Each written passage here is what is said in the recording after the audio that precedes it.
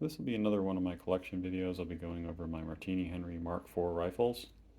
I'll be doing a brief overview and a brief history of the rifles, as well as the difference between the patterns A, B, and C.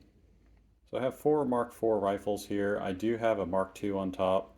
I did pick that specific rifle out of my collection for a reason I'll touch on later in the video, but also to show you the difference between the lever lengths. You can see these are clearly longer than the Mark IIs. A lot of times these are referred to as the long lever Martinis, but the proper designation would be a Mark IV versus a Mark II. So starting around 1885, the British began arming their colonial troops with the new Martini Henry rifles, and they found they had a significant shortage. They didn't have enough to fill both their strategic reserve as well as issue out these rifles to their native troops.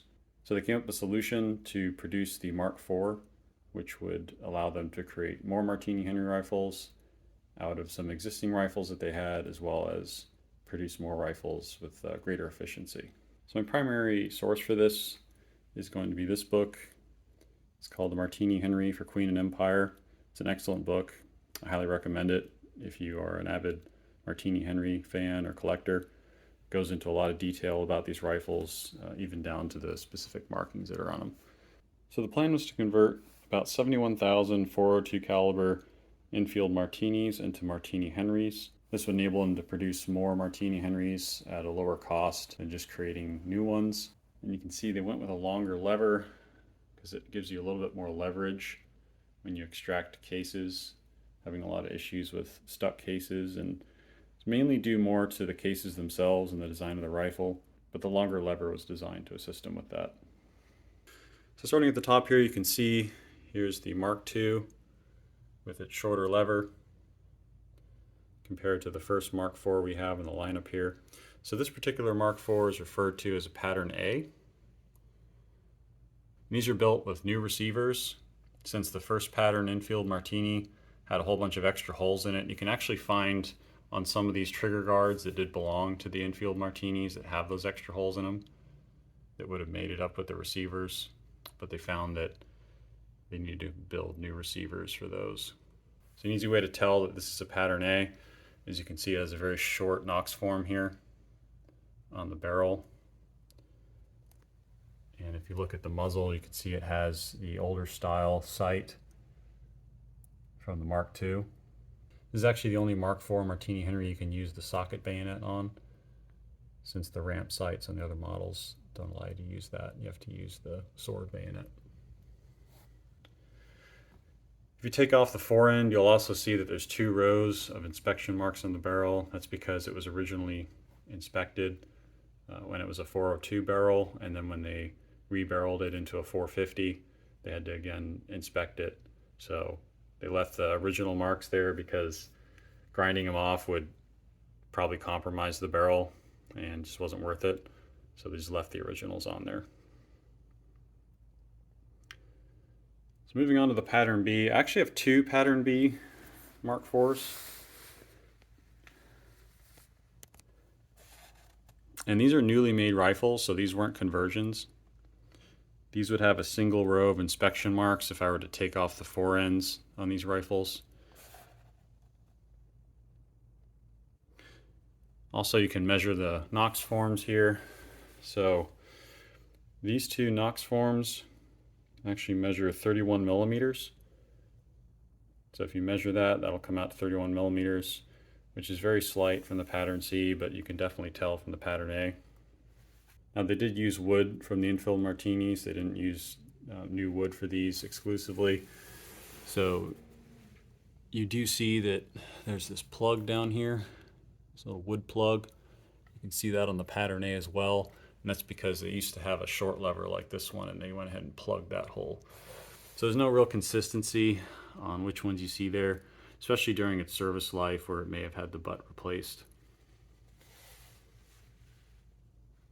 And even though they were new made rifles, you can have these offset stamps, as you can see here, versus this one that has what definitely looks like a new made receiver and newly made stamp. This is because some of them were rejected and went back, and the stamps were reapplied.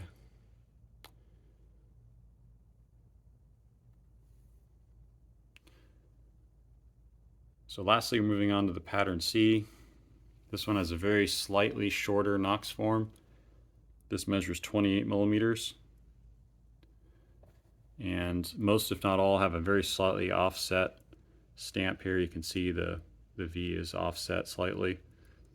Now the pattern C didn't require new receivers because they were converted from the second pattern Enfield Martini. They didn't have all the extra holes. So it's a much simpler process than with the pattern A. You can see that the pattern B and C both have that ramp style sight. So when it comes to bayonets, you can't attach one of these socket bayonets to either the B or the C. You can only do it on the pattern A.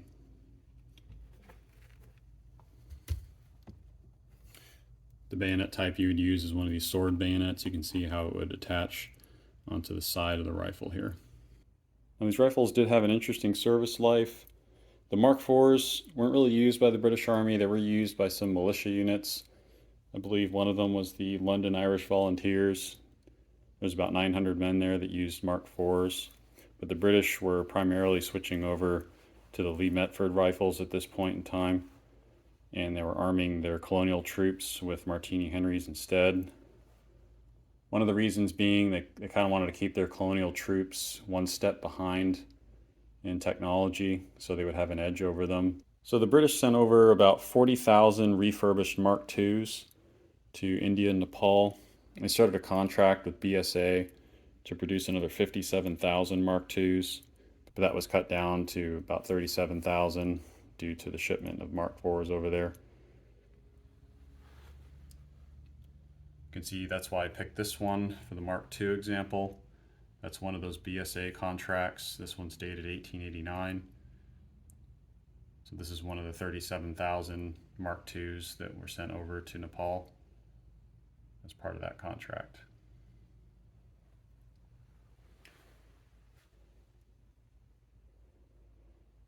Now they sent about 40,000 Mark IVs over there initially, with an additional 20,000 sent over. So they definitely didn't need more of the Mark IIs produced, and the Mark IV was more simple to produce. As far as the numbers for these rifles, they made about 22,000 pattern A's, about 40,000 pattern B's, and 100,000 pattern C's. So the patterns A and B are a little bit less common than the pattern C, especially the pattern A. So if you are looking to collect just one of these, I would recommend the pattern A, being that it's a little bit more on the rare side. Still, the best place to get these would be IMA. I got most of these from IMA, all but this one. This one I got from Atlanta Cutlery when they were still selling them. I actually handpicked this one out of the warehouse, but the rest of them I ordered from IMA. If you're looking for a good shooter, the Mark IVs are your best bet. They generally don't have the issues like the Mark IIs have with cracked wrists and a lot of damage to the stocks. Typically where you see damage is under here, where this hook is in the forestock. It was a replacement for this pin here that you see on the Mark II, and was a good idea in concept, but sitting in storage in less than ideal conditions, you start seeing a lot of rust and corrosion around this area and damage to the stock.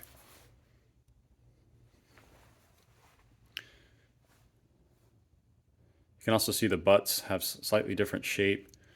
You can see this is a little bit more flat here, whereas they kind of carved this out a little bit more for the butt.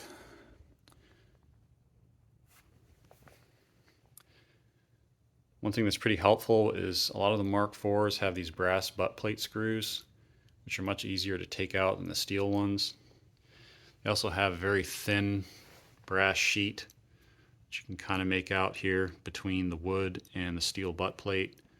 That not only helps protect the wood, but it also helps protect the butt plate from getting corrosion. You can see a lot of the Mark IVs have pretty similar markings on the butt stocks when they were sent over there, as compared to the Mark IIs, which tend to have a bit more variety given their service history.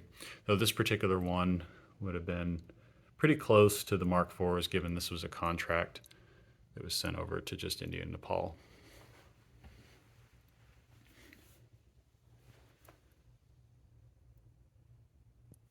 You can see this Mark II is missing the rear band here. I still haven't been able to find one. It came missing from IMA. So it's definitely on my list of items to find. But overall, these are pretty nice shape. I have shot these Mark IVs and they shoot pretty well. They have really good bores, pretty good action.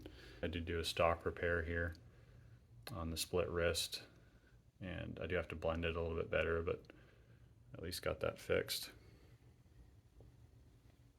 You can also get these bayonets from IMA. You can get both of the sword bayonets here, one with brass hardware in the scabbard and one with steel.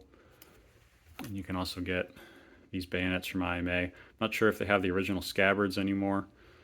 As you can see, those are pretty cool if you can get a hold of them. You have some Napolese script here.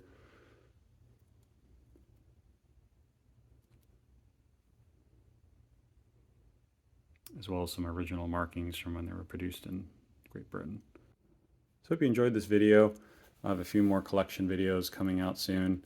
I plan to do one on all my Mark II Martini Henrys. I'm just finishing up one last one that I got. It's a 1872 Enfield that I have to fit into a new made stock. I was going to do a video on that showing how I do that.